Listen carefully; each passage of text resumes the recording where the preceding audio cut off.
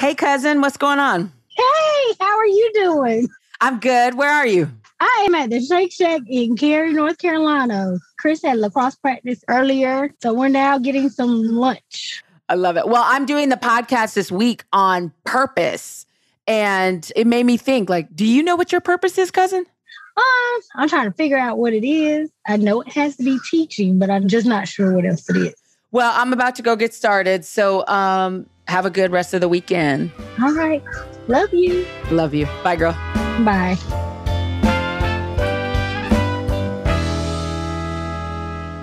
Hey, everyone. Thanks for listening to More with Monique. My name is Monique DeBose. I'm a singer, writer, and spiritual coach, and my passion in life is to inspire women to choose more for themselves. Today's episode is all about choosing more purpose. Finding purpose, becoming incredibly passionate about something, sounds like it should be a lot easier than it is for some of us. In fact, for most of us, it's not so obvious and can be an elusive struggle. It may take us years to find what it is for ourselves, but once we figure it out, it can light you up like nothing else. It truly is the spark of life. Today, you'll hear from two women who have most definitely found their purpose. So let's get to it. My first guest has certainly chosen more purpose and has found it and acted on it at a much younger age than many of us do. Her name is Damaris Dunn, and she's currently a doctoral student at the University of Georgia under the guidance of Dr. Bettina Love, rock star. Damaris is focusing her studies on Black joy, particularly as it relates to the well-being of Black girls in education. I'm going to let her tell you all about it.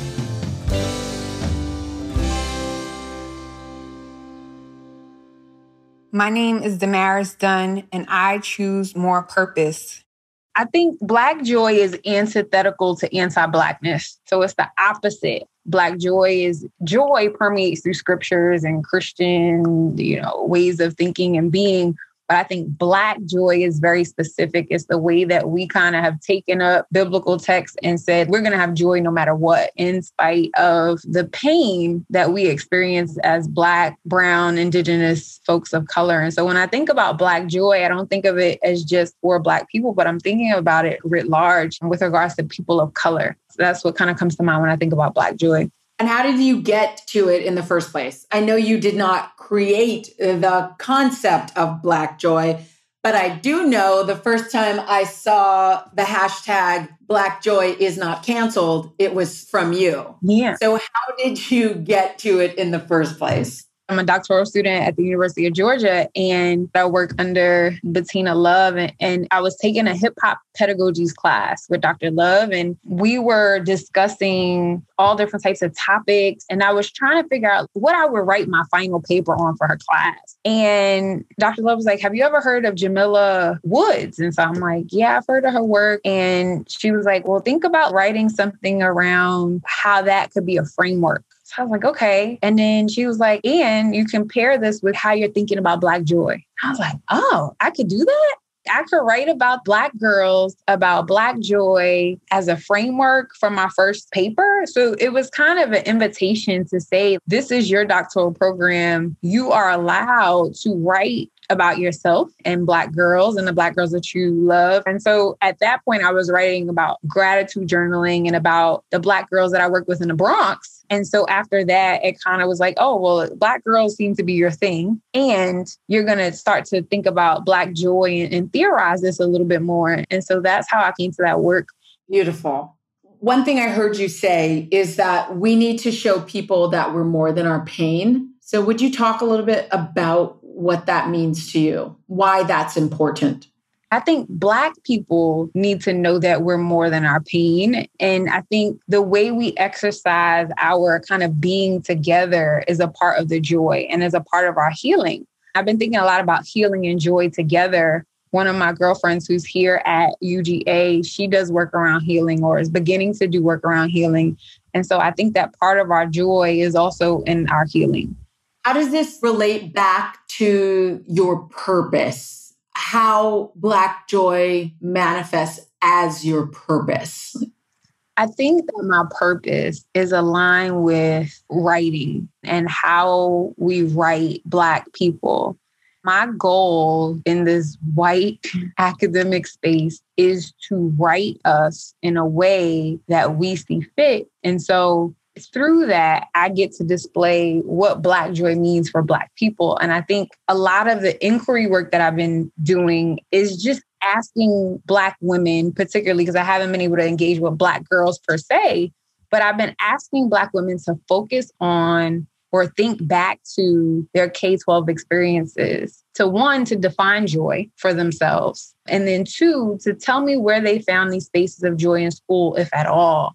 And that's my purpose. My purpose is to center the experiences of Black women or Black and brown women, and then to translate their experiences in a way that really acknowledges the beauty and brilliance of Black people and Black women. What made that important to you?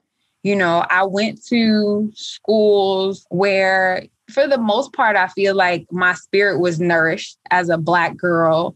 I had an incredible experience at my high school, Beacon High School in Manhattan. I had incredible educators. And I went to New Orleans with Beacon when I was 16 years old. And I think that's when I really realized post-Hurricane Katrina that racism was a thing, that it existed. Because in the world that I kind of lived in, there were Black people, there were Puerto Rican people, there were all different kinds of people, but somehow my mom and dad had done a really good job of keeping racism at bay, like not present, at least in my experience. I'm learning that my younger sister, her schooling experience was very different than mine. We lived in the same home.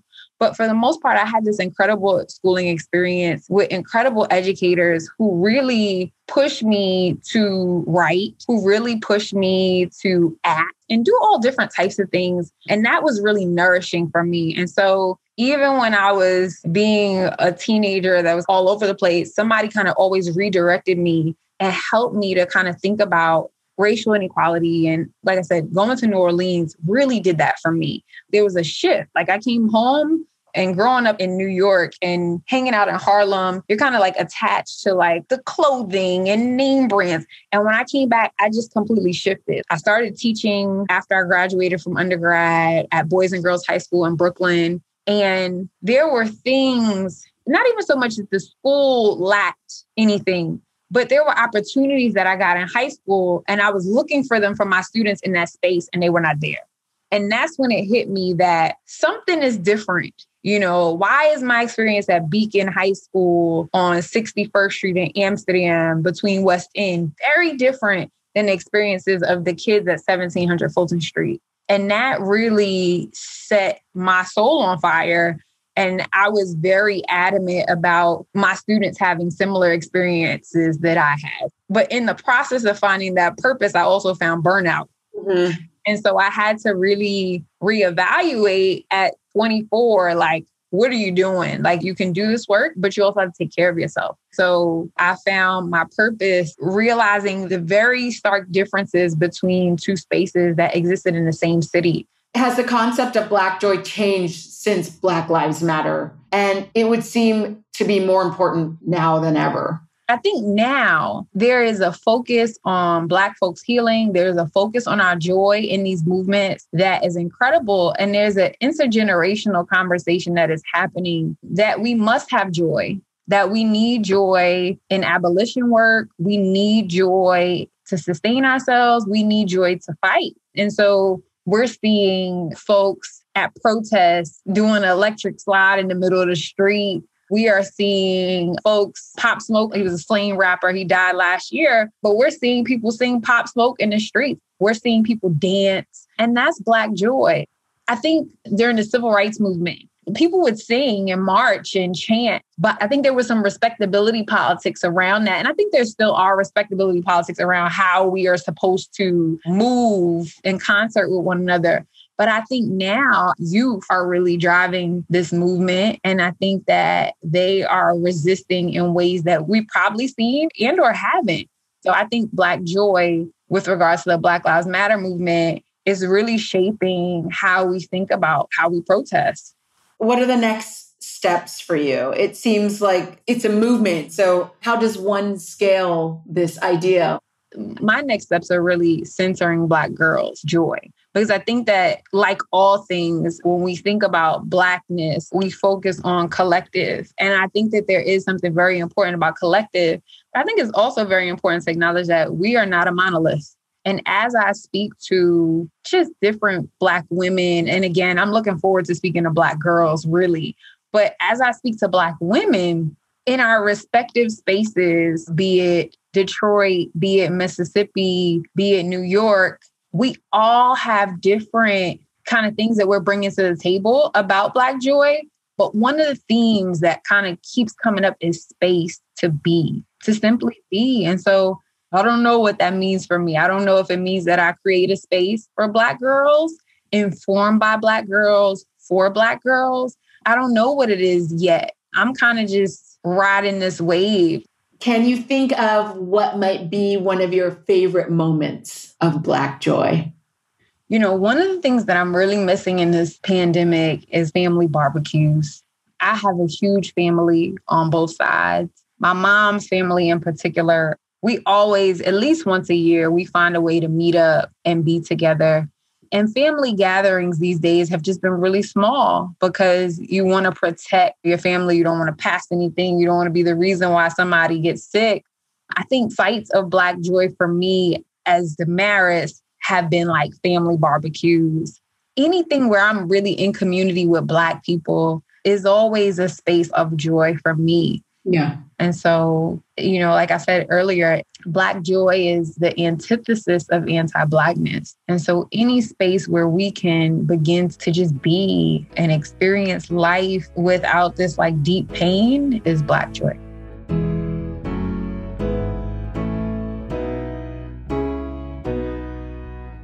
Hey, it's Monique here. I am so excited for you to experience my brand new album, You Are the Sovereign One, when it comes out on August 27th. My new single, Human Condition, featuring the amazing spiritual coach Preston Smiles, is such a beautiful taste of the You Are the Sovereign One experience. Would you like to master your own human condition? Well, if so, I've got you covered.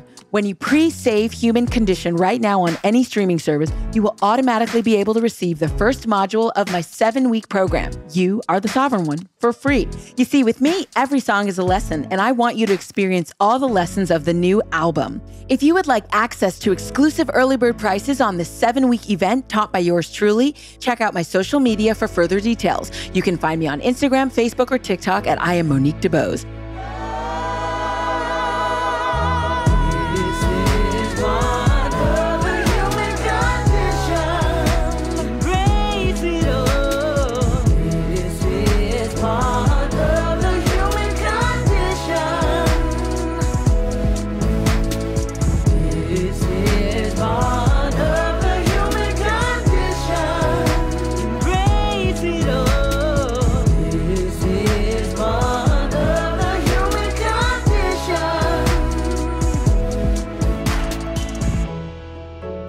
Hi, I'm Monique DeBose, and this is More with Monique. When I think about choosing more purpose, the first person who comes to mind is my next guest. She's a wonderful woman who I feel privileged to call a friend. Her name is Claudine Cooper, and amongst other things, she's a mother, a trainer, an author, a blogger, and a social media queen. Her purpose and passion is fitness, and not only has she chosen it for herself, but she also shares it with so many other people. And now she's going to share it with you.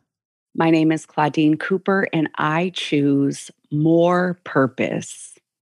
You know, I wish that I had some kind of understanding of how I arrived here more so than I do, but I can only share it through the story of how I got here, and maybe that will shine a light on how I've arrived at what people call my purpose. So when I was younger, I lost several family members in really tragic ways, like suicide and homicide and things that, you know, maybe someone who's in their teen years doesn't have the coping skills to actually go through, you know? Yes. At the time, I lived with my dad, and my mom noticed that something was off.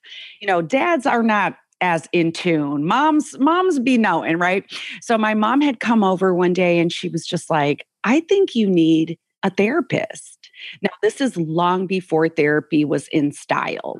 And so she sent me to a therapist, and the therapist was like, yeah, I think you're in what she called a grief-induced depression. I was in high school at the time. She said, with you being so young, my recommendation would be that you incorporate 1 hour of daily exercise into your routine and you'll start to feel better naturally. I don't want to medicate you. You're young, you're enduring a lot of loss, and it's something that you're going to have to probably learn to just cope with. It's like your new normal.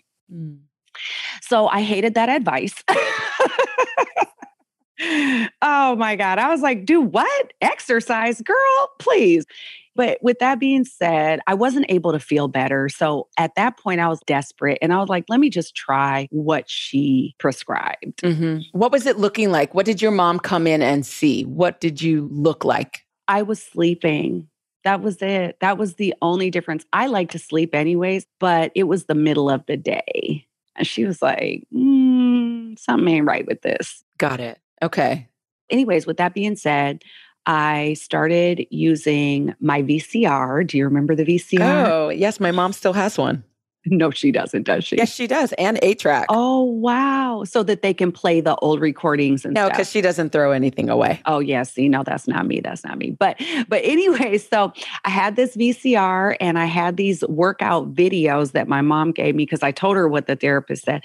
And so I popped in the video and I just could not get into the perky, oh, let's do it. Da, da, da. So I turned the volume down on the TV and then I turned my music up, which at the time I was listening to NWA, DJ Quick, Eazy-E, and I'm just getting it, right? I'm doing the moves, but I'm using my music.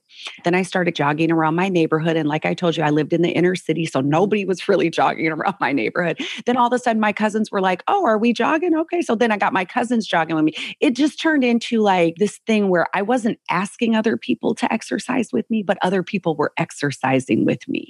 And I started feeling so much better. Like I just started feeling my energy coming back, my light shining, and people wanting to do what I was doing. And so I went and asked if I could get a job at the gym. And they said yes. And that was 27 years ago. Wow. And since then, I've been pretty much in fitness my whole adult life. And I never intended to put bass thumping trap music behind my workouts and just tell my story and share my testimony. And I never had this feeling that I had to force people to work out with me. All I did was exercise, put the music I like behind me, and people just started coming along with me for the journey. That's so beautiful. It's when someone really is in their purpose, even if we're not aware yet consciously that it is our purpose. But when we are doing the things that really have us in alignment, people can't help but be drawn to that field and that energy, because I think that's what we're all looking for. We're all looking to know what our work is and do it. And I think it's really beautiful that people started coming, because I've seen so many pictures throughout the course of the time that I've known you, when you were in the gym pre-pandemic, looking at your workout classes and thinking, man, if I didn't have to drive across town. I know. Damn this LA traffic. I hate LA traffic. I know. But I just was so inspired just watching and hearing you like encourage and inspire people. So much so, I know that at one point, Oprah got notice of you. I literally watched Oprah every day for my pretty much entire childhood. So there's not too many people in the celebrity realm that I want to meet. And I had this dream that I met Oprah, totally random, whatever. But right before the pandemic, my girlfriend asked me if I wanted to go for a walk around the Forum, which is, for anyone who knows anything about Inglewood, the Forum is a place where we do our workouts. We just walk around and you'll see people being active around that. And for those of you who don't know, who aren't LA people, that was where the Lakers played when I was a kid growing up. Mm-hmm. And it just so happened that the day that my friend asked me to do this walk around the Forum happened to be the weekend that Oprah was hosting her Weight Watchers Wellness Forum. at the forum. And on that weekend, it just so happened that Oprah's producers were trying to get some video of people who exercised in the neighborhood where she's hosting this wellness seminar. And then I go to walk around the forum and something dropped into my spirit. I said, if I had this dream like months prior that I was going to meet Oprah, and it just so happened Oprah's wellness workshop is going to be this weekend, and Liz is asking me to walk around the forum because they need video of people. It just might happen that Oprah might show up. And so as we're walking and as we're doing the workout and the producers are catching the video of us doing what we would normally do in Inglewood. Right. Oprah rolls up in a black SUV.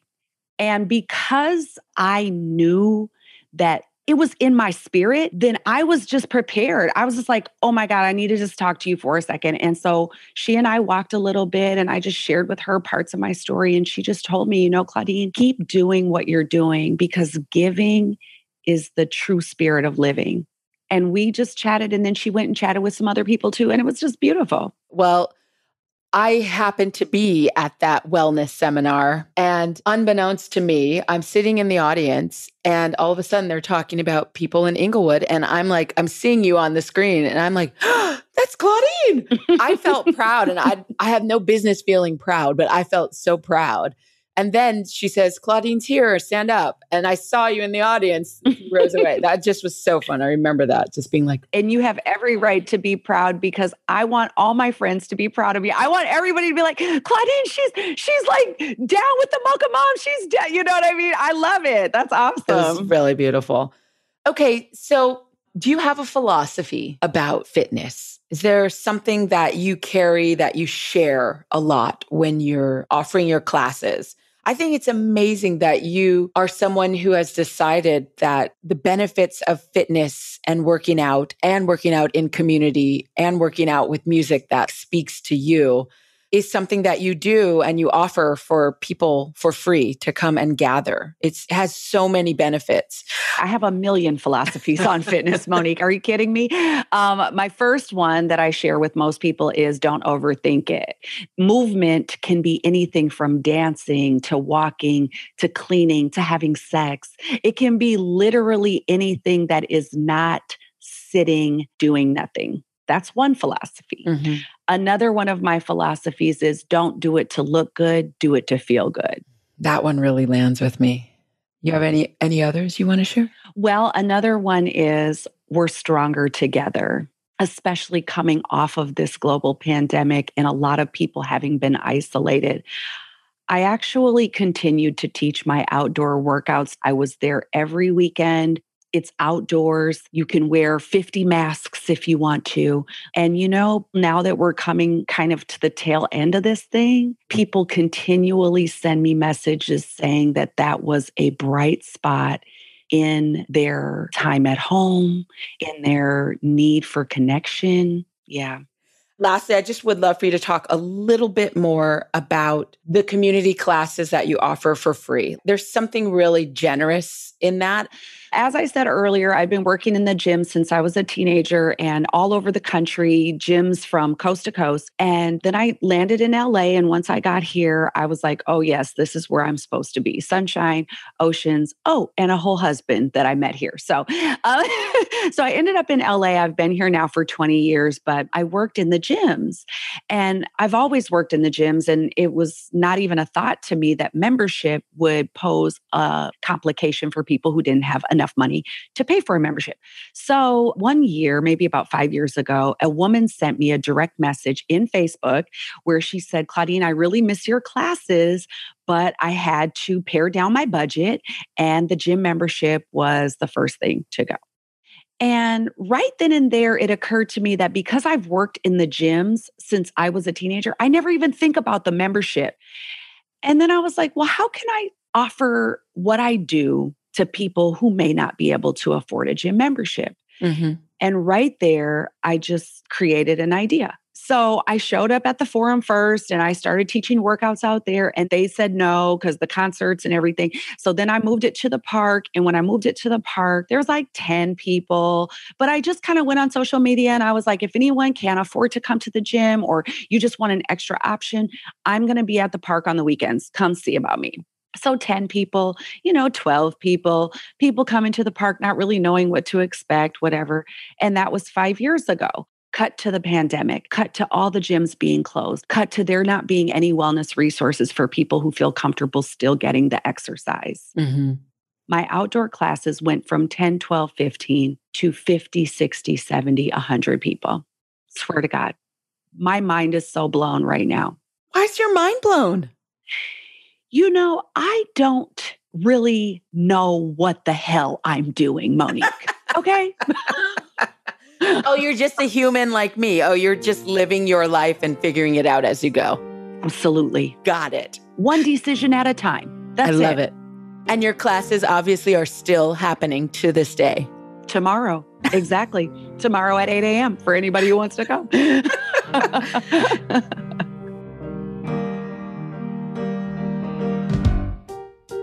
Hi, it's Monique again. As today's episode is all about purpose, I wanted to share a song from the new album, You Are the Sovereign One, out August 27th. Incomparable speaks to how beautifully unique you are. And it's one of the lessons I'll be teaching as part of the You Are the Sovereign One interactive event that begins in September. So for early bird pricing on this 7-week interactive event, be sure to check out my social media for further details. You can find me on Instagram, Facebook, or TikTok at I am Monique DeBose. For more conversations about purpose, as well as a host of other inspiring discussions, be sure to join the Women Choosing More group on Facebook. Break the mold, turn worlds to gold, I'm incomparable. Can you love what's coming through you? Truth is in the skin I'm in, I'm incomparable. Can we go a little higher? Shout it out, no need to doubt, we're incomparable. It's time to set the world on fire. Have a choice, we need your voice, you're incomparable.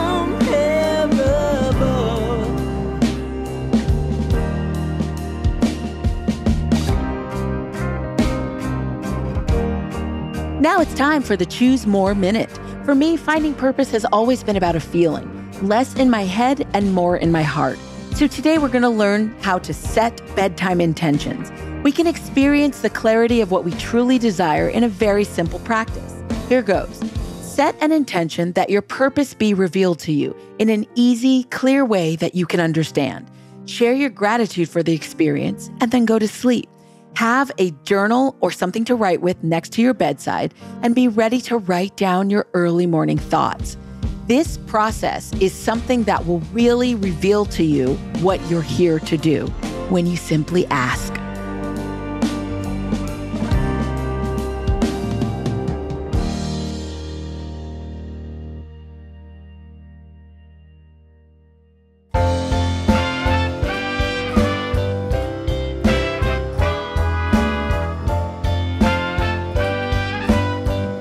See you all next week for our season finale when, spoiler alert, I'll be talking about my own experience of choosing more.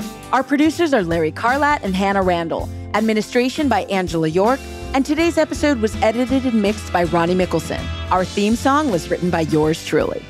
Hope you have a great week and remember to Be the woman that you know you are.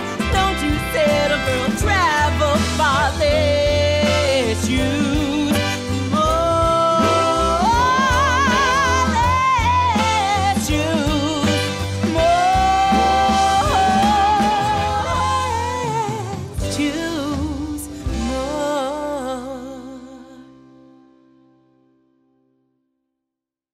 pero pem pem pem pero pem bow pero pem pa bum bum pero pem bidoo bidoo bidoo da da da ah